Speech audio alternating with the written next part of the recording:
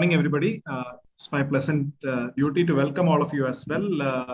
This is a very, a CME that we were all eagerly looking for. A CME in the past, any CME on tuberculosis would actually focus mainly on pulmonary tuberculosis.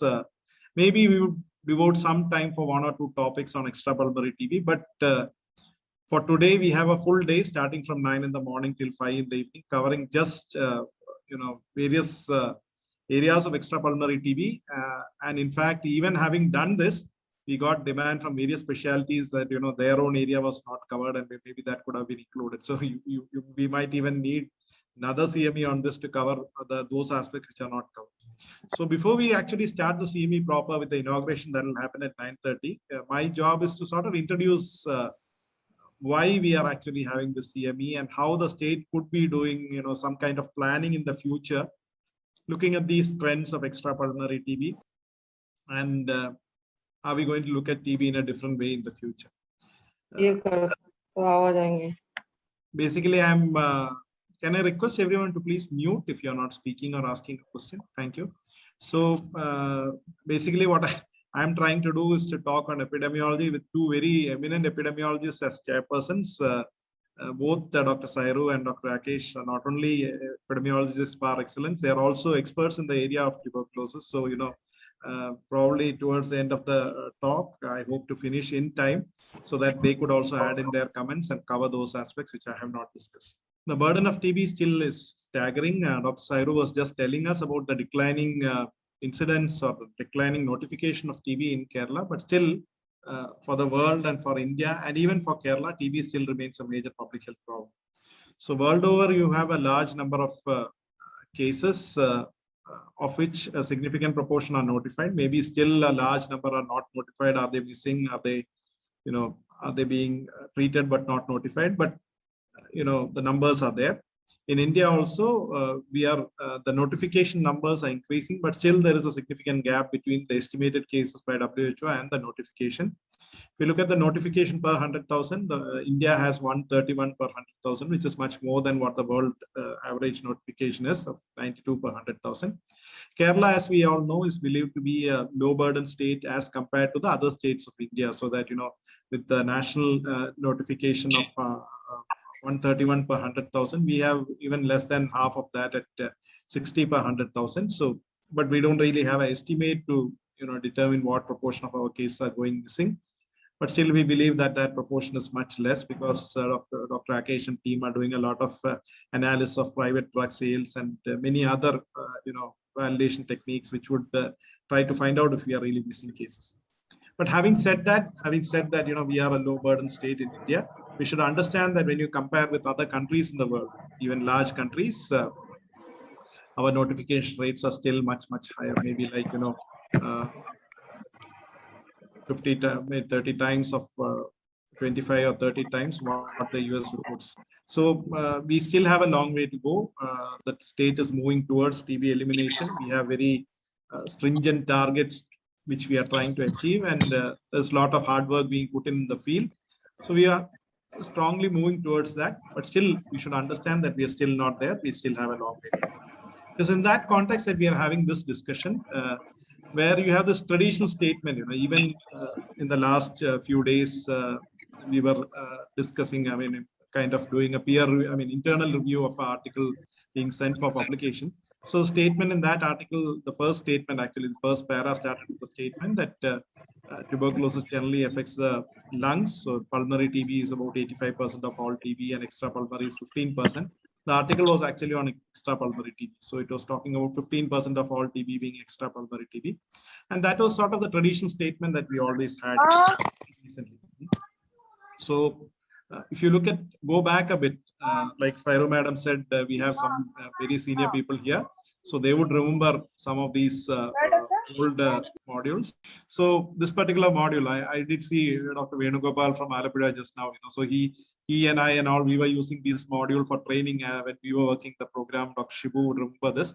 This is a 2005 module. In fact, the module that came out in 2005, the programmatic module. So if you look at that particular module, so you can see it's a 2005 module. So if you look at the 2005 module, all these modules the 2005 and the modules prior to that would have a statement like this. It's a long statement, but I'll focus on what I want you to look at. So, the statement says that of all new TB cases, 85 to 90% are pulmonary TB and 10 to 15% are extrapulmonary TB. So this used to be the standard statement at that time. Most of the TB would be pulmonary TB and a small proportion of TB would be extrapulmonary TB. And that is one reason why we did not discuss so much of extrapulmonary TB, because the total extrapulmonary TB would only be 10 to 15%, of which a significant proportion would be lymph node TB, then pleural TB, and all other forms of TB put together would amount to very less. And in a public health program, you focus on what is more common. They also had an estimate for India at that time, where the total estimate came 203 cases per 100,000. Right now, our notification is about 131 per 100,000. But among that, 203 cases, which were the estimate made by the experts, epidemiologists in our country at that time, only about 15 were expected to be extrapulmonary. So I will tell you how that calculation came about in the coming slide. But that was a kind of calculation that was done at that particular time. Of course, that has kind of changed. I mean, from that 10 to 15% of extrapulmonary that was expected way back in 2005. When you look at the latest India TB report, you can see that when you take Kerala, among the total TB cases notified, about 40% of extrapulmonary. So we have come a long way from those expected 10 to 15% to today. We are sitting at 40% of all cases being, of all our cases in Kerala being extrapulmonary. So you can't claim now that all TB is pulmonary TB, and that when we discuss TB, we'll focus more on pulmonary TB.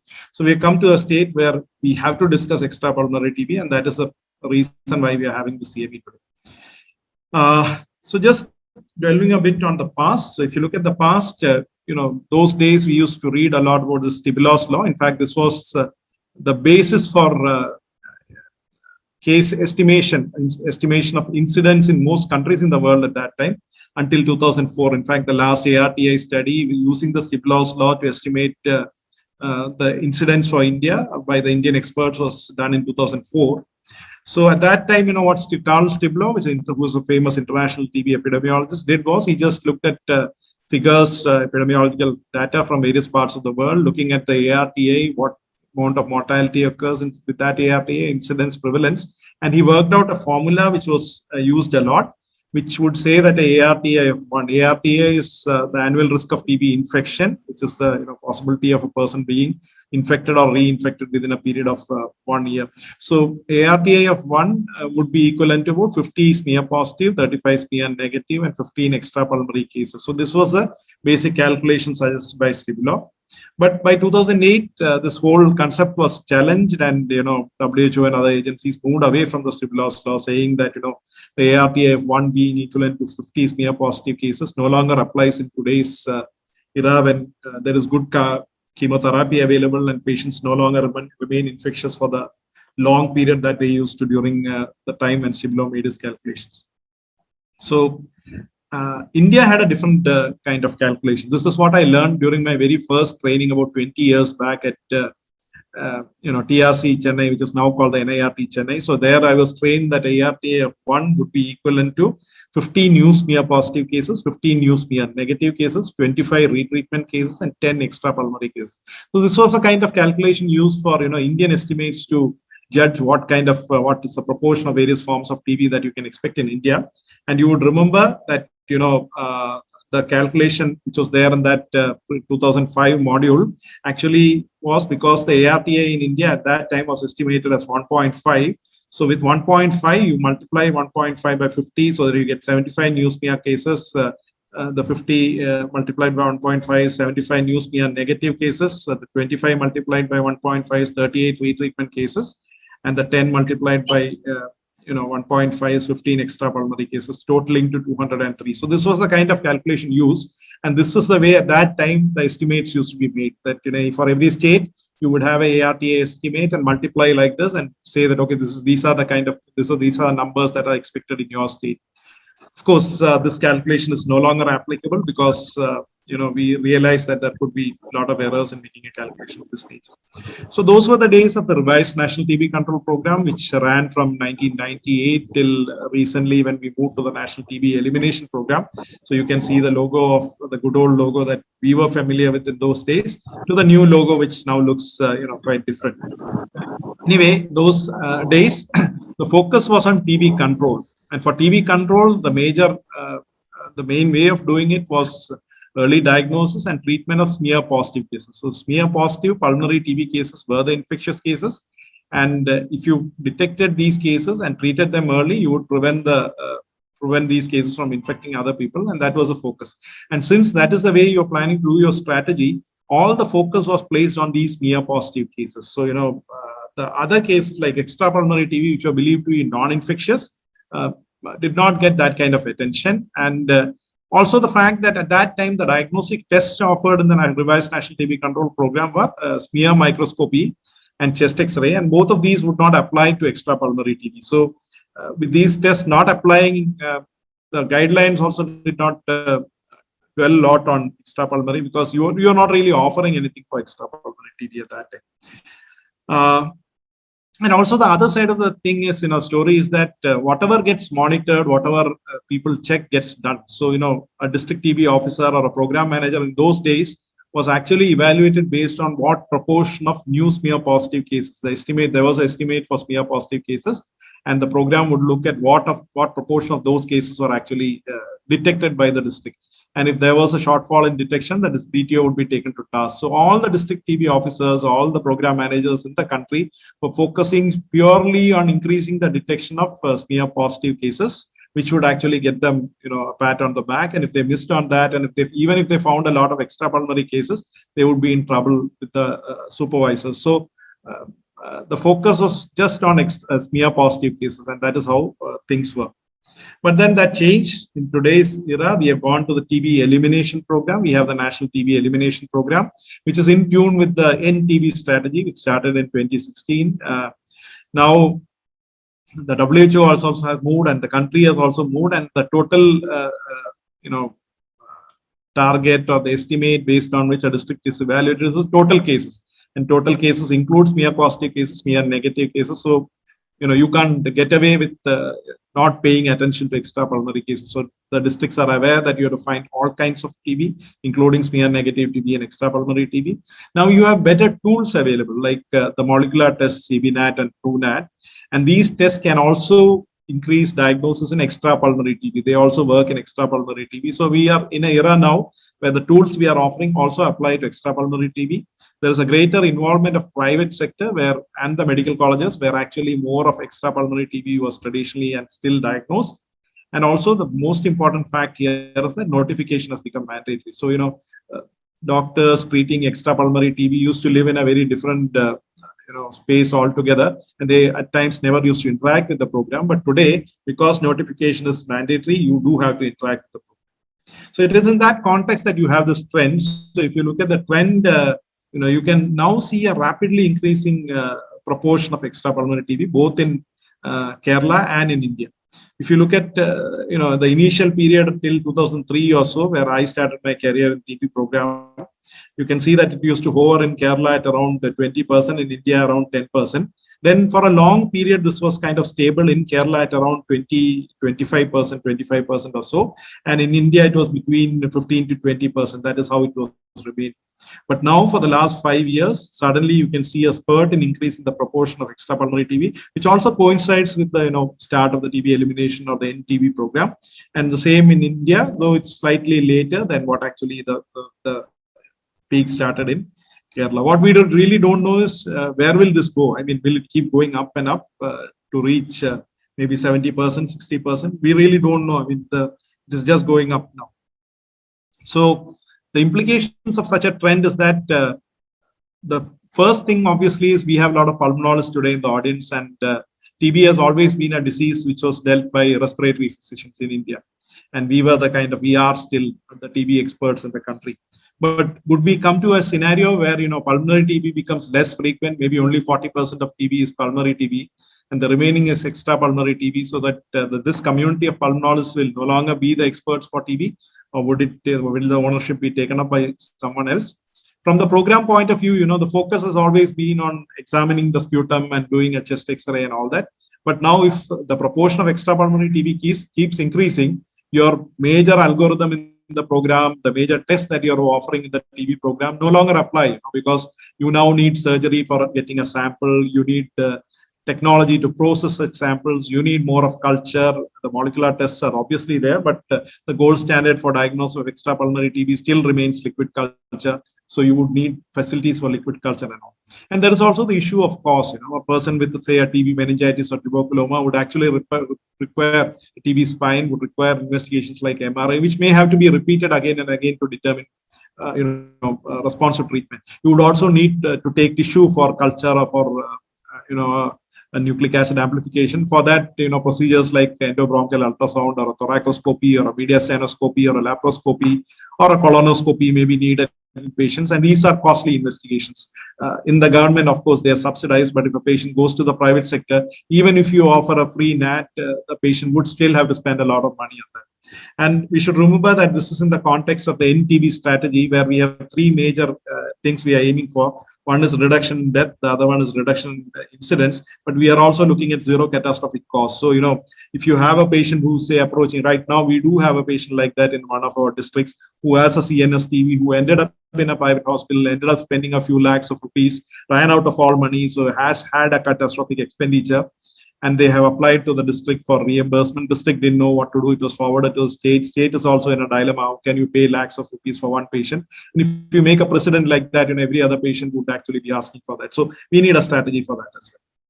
So this increasing trend, can we actually explain it? So, our chairperson, Dr. Sairu, started by saying, there's a decreasing proportion of total cases in Kerala. So can this be an easy explanation to say that, of course, with the decreasing proportion of total cases, maybe the proportion of extrapulmonary is actually increasing? So can we just explain, or should the proportion of decline in both pulmonary and extrapulmonary be similar? So this is one graph that we have been using, not related to this presentation, but we have been using a lot, favorite graph of Rakesh and many of us here, where, we look at the presumptive TB being screened. So for diagnosing even fewer cases today in Kerala, you need to screen more and more people. So that is a kind of indication of the change in epidemiology. So that, because as the cases come down, you need to actually examine more people to actually pick up those few cases. So increasing trend in presumptive TB cases being screened is there. But if I plotted the TB cases diagnosed, it would actually go down like this. So both of them are going either way. So can you have an easy explanation like that?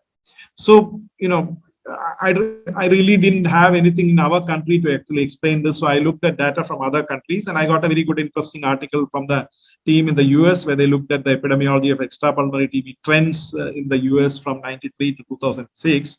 And when you look at it, it's more or less, like a declining trend in total TB cases, where the decline in, as you can see, the decline in pulmonary TB, which is the white bars, is much more steeper. Whereas even though there is a decline in extrapulmonary TB, that decline is less steep, so that the proportion of extrapulmonary TB as a proportion of total TB, you can see, is actually on the increase. But we should realize that this increase only started with somewhere around 15% and went to 20% plus. It was not a very steep increase like what we saw in our graph there. So the slow annual decreases in extrapulmonary TB cases there, counts are there, but that is associated with the increased proportion of total TB cases. It increased from 15.7 to 21%. But still, even at 21, at the increased level, it just went only up to 21%. And we should understand that even at that point in 2006, the US incidence was somewhere around 4.6 per 100,000. So epidemiologically, in terms of reducing incidence, they are still far ahead of us, far ahead of us in 2006. So there is some amount of explanation there, but it cannot explain the high proportions that we have in our state. UK data is a bit more reassuring. So this particular study from the thorax, if you looked at it, the thing is here, they looked at 99 to 2006, and you can see that, you can see that the proportion. increase from 48% to 53%. Now this 48% and 53% are strangely reassuring to me, because our 40% now looks more or less reasonable when you look at this. But the funny thing here is a conclusion which says that the proportion of cases have increased over the study period, and they explain it by saying that the large extent of this can be due to an increasing proportion of non-UK born cases. So probably people from countries like India who are causing this increase. So while I was looking for answers in other countries, it would seem that those countries are looking for answers from us. So maybe we'll have to provide the answers. Of course, there is an easy explanation, and the easy explanation is based on a hypothesis. Maybe it is true. I don't know to what extent it can actually explain. This is my hypothesis, that extrapulmonary cases are always there, but they were not really being put on our regimes when the intermittent regime was there. So they were being put on daily regimes by surgeons and other specialists, and and they were not being notified also. They are not coming into our umbrella. But now notification becoming mandatory, and with all the issues that come with it, all these cases are being notified, and that is suddenly causing an increase in the proportion of extrapulmonary TB cases. Just some years back, Dr. Sairu had done a study looking at notification. At that time, notification was not really happening. This was one of the issues she studied. But now we are sure that notification is almost reaching 100% in Kerala. The other way of looking at it is the natural history of the disease. So you have this very old hypothesis of the Valgren's calendar, which pediatricians would know more, which actually looks at the timetable of how after infection a child would actually be developing TB. And there you can see that some forms of TB like bone and joint TB, renal and genital TB can take decades to appear after infection. So this is one explanation that maybe our population is infected now, and what the early forms of TB that we could see have already gone past, and now we are waiting for some period when all those forms of TB which take decades to appear would start appearing now, because the infected pool we are still not addressing. Another article looking at the same thing in a recent era, but here the problem with that particular hypothesis is that some of the forms that are supposed to come early include pleural effusion, lymph node TB and all, and these are some forms which come quite early after infection, whereas reactivation pulmonary TB, which is a common form of TB in adults, actually comes after 3 years or so. So it is, you can't just explain everything based on the natural history also. In a way, when I look at this particular graph, Rakesh shared with me the data. So if you look at it, the proportion of various forms of extrapulmonary TB, just trying to put that hypothesis into our data. If you look at it, the lymph node TB comes to a tune of around 36%. Before looking at the data, I would have offhand assumed that lymph node TB would be somewhere around 50 to 60% of all forms of extrapulmonary. So lymph node TB is actually coming down, and other forms of TB, extrapulmonary TB, are coming up. So in a way, probably that hypothesis could also explain some of this increase in extrapulmonary TB. Also, is it related to the changing hosts, the host factors? Is it different? So we all know that as the proportion of HIV infection among TB increases, the proportion of extrapulmonary also increases. So can a reduction in immunity explain that? So if you take the state with one of the highest proportion of HIV among TB patients, Mizoram has around 13%, and there the proportion of extrapulmonary TB is 54%. So more than half the TB in Mizoram are actually extrapulmonary TB. So can you explain based on the 13% of TB being HIV positive also? But on the other hand, Kerala has lesser than the national average of TB patients being HIV positive. So it's a very small proportion of 1.27, and but the proportion of extrapulmonary TB among TB is 40%, which is much more than the national average of 28%. So HIV cannot really explain that. So can we look for other factors like diabetes, which is our kind of comorbidity? So this particular study, we had reported around 32% of TB patients having diabetes. So which is more or less still holds. So even the current report actually talks of that. But in that context, we also did an exploratory analysis where we did a kind of case control analysis and looked at the factors associated with the diagnosis of diabetes in TB patients. And we found that extrapulmonary TB is not the factor there. It's actually pulmonary TB, which is associated with diabetes, even after the adjusted odds. So, age and pulmonary TB are the only two factors which remain in the case control analysis. Of course, this is an exploratory analysis. The basic design was a cross-section study. So, I'm sure that Dr. Sairu would be encouraging others to take up studies of this nature, which would actually bring out the factors better. When we talk of deviations from what you expect, the first thing in epidemiology is you would think in terms of, is there an error? Are we making a mistake? So the calculation here is, on the numerator, we have the extrapulmonary cases. In the denominator, you have the total cases, which is a sum of extrapulmonary and pulmonary TB. So is there a problem with the numerator? Is there a problem with the denominator? So the two possibilities are, we could be overdiagnosing extrapulmonary TB and we could be missing pulmonary TB as well. So it is in that context, are we missing pulmonary TB? I would say it's unlikely. All the factors are there which would actually promote the increase in diagnosis of pulmonary TB rather than missing cases. And we would all assume that it is unlikely that in a state like Kerala, pulmonary TB would be missed by the entire set of doctors who see the patient and the patient would die without diagnosis. So are we diagnosing extrapulmonary TB? That is kind of possible because, despite molecular technologies being available, they are not really being used to the extent possible. I was surprised that much less in the public sector as compared to the private sector. So only around 15% of cases, extrapulmonary cases, have been diagnosed by these technologies to molecular, to microbiology confirmed TB. Remaining 85% of extrapulmonary TB diagnosed in our public sector institutions are not really confirmed. They are basically based on histopathology. The problem is that, the technology, even though is very good, is not giving as much results as expected from the meta-analysis. And there are various issues like limited capacity, centralized lab, shortage of cartridges and all that. And also we are depending a lot on pathology, showing a granuloma, a caseating granuloma, but there are so many other diseases which can actually cause the same thing. And we really, in India with TB supposedly being common, the moment you see a granuloma or a caseating granuloma, you jump to a diagnosis of TB. I think many of the experts discussing the following presentation will delve on this much. Another important thing which we are really not considering is non-tuberculous mycobacteria, which is a very important thing in many countries in the world where it is now exceeding the proportion of TB disease caused by Mycobacterium tuberculosis. But the fact is, wherever laboratory samples have come positive in India, the proportion of NTM has been low, which is still thought to be a reason. But the fact is that we are not really actively searching for NTM. My microbiology colleagues would tell me that you can't just jump to a conclusion with nothing being detected on a culture that there is no NTM, because you need to do special cultures, special precautions to get the NTM grow. They are fastidious organisms, don't grow that well. We are not really doing that. And there are a lot of cases who get negative both on culture and on your molecular test. Should we actively search in those cases for NTM? So that is something we should consider. So I'm running out of time, so I'll rush to my conclusion and recommendation put together, that we should try to ensure that among our extrapulmonary TB, we have a higher proportion who are microbiologically confirmed, so that we feel more comfortable that our extrapulmonary TB is actually TB. And then Dr. Sairu Philip, our chair, is also the OR chair in Kerala. There are various issues which can be taken up in operational research, including identifying risk factors in Kerala. Auditing of diagnosis can be done. Microbiology colleagues can help us. I think one of the PhDs being taken up is in this area on NTM as a cause for extrapulmonary TB.